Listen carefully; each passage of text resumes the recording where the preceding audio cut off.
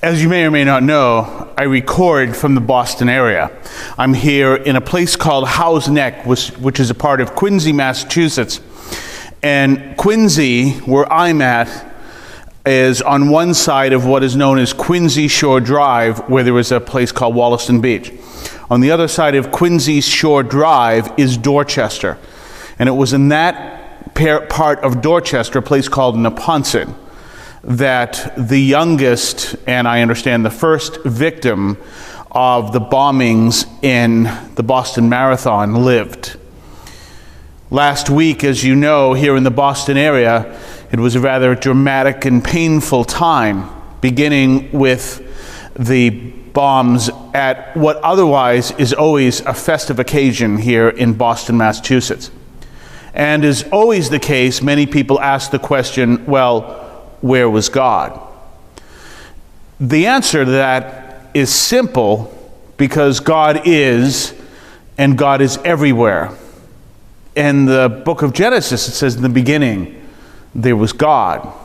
And we understand that God is immanent and transcendent.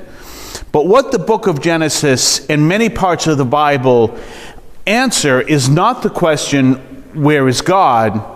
It is, where does evil come from, and what is God doing about it? And that's what we see in the book of Genesis.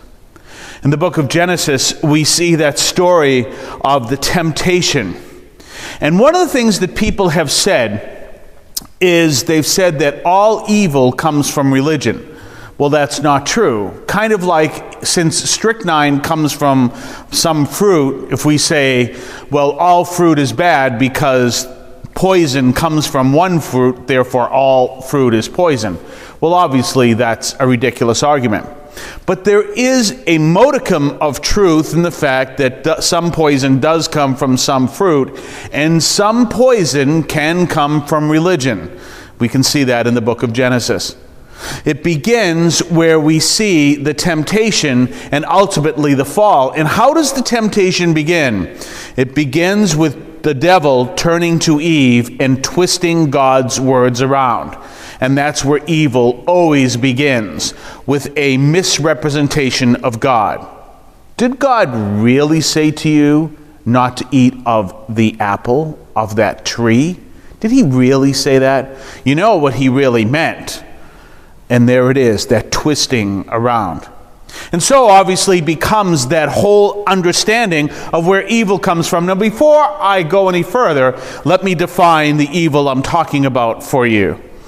At the bombing, you saw released by the FBI a picture of, apparently his name is Carr, and I believe he was standing next to his brother, but you saw that picture. At his foot was a knapsack which had the bomb in it, and immediately to the side of the bomb was standing the 8-year-old child I described at the beginning of this video.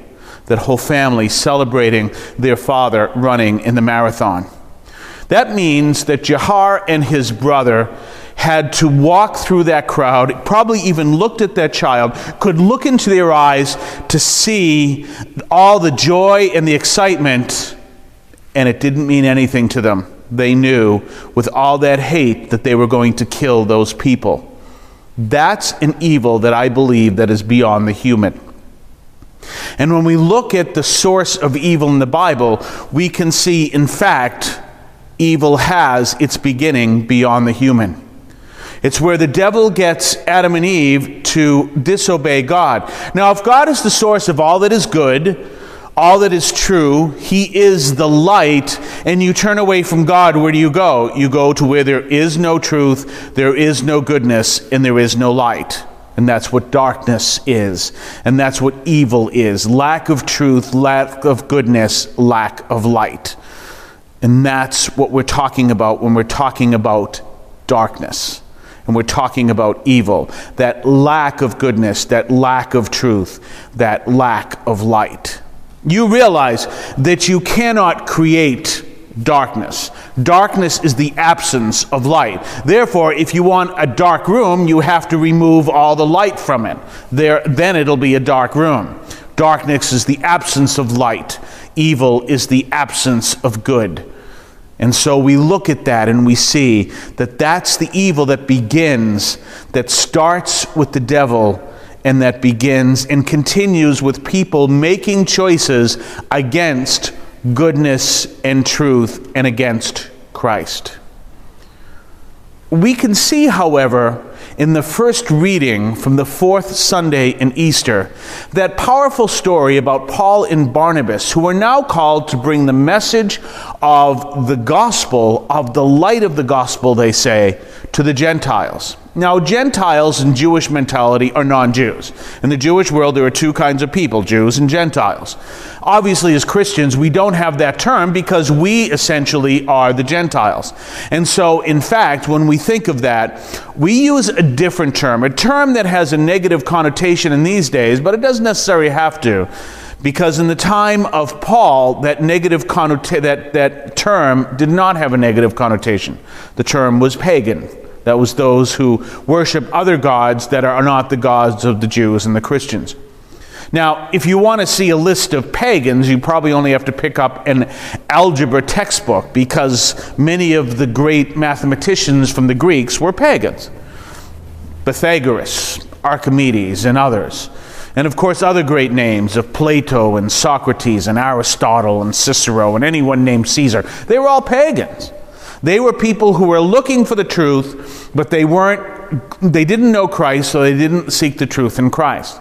Now, nowadays, we have also a form of pagan, which is those who are seeking the truth, but unlike in ancient Greek, they're not people who don't know Christ. They're saying, I'm seeking the truth, but never through Christ.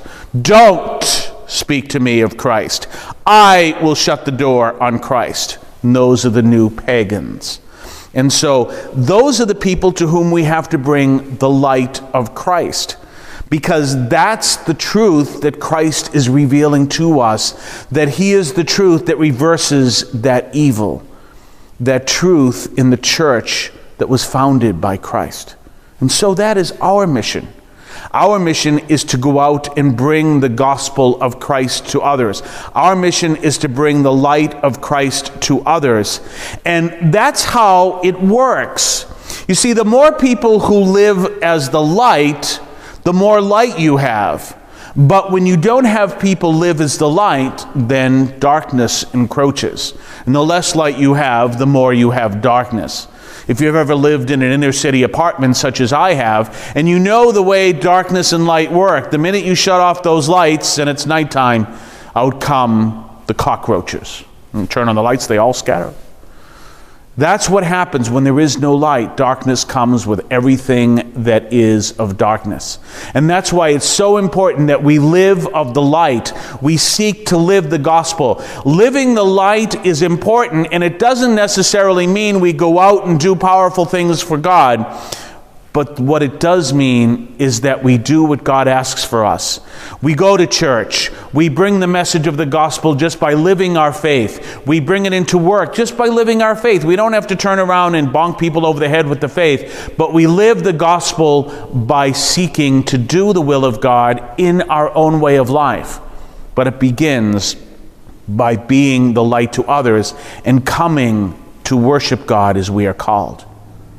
Many people will say that less and less people are doing that, and therefore more and more darkness is coming into the world. And that's why the call is to return to that light, to return to being that light, because the world needs the light that shines in the darkness.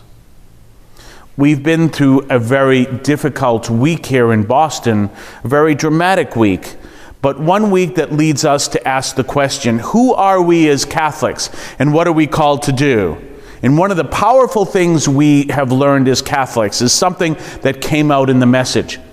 The two suspects, the alleged terrorists, were quoted as saying and living this idea that they hated Americans, and therefore the way to treat Americans was to kill Americans. We as Christians have a message. As Catholics, we have that message from Christ that says, do not return evil for evil. Pray for your persecutors. And let's face it, there are a lot of people in our country that hate Catholics.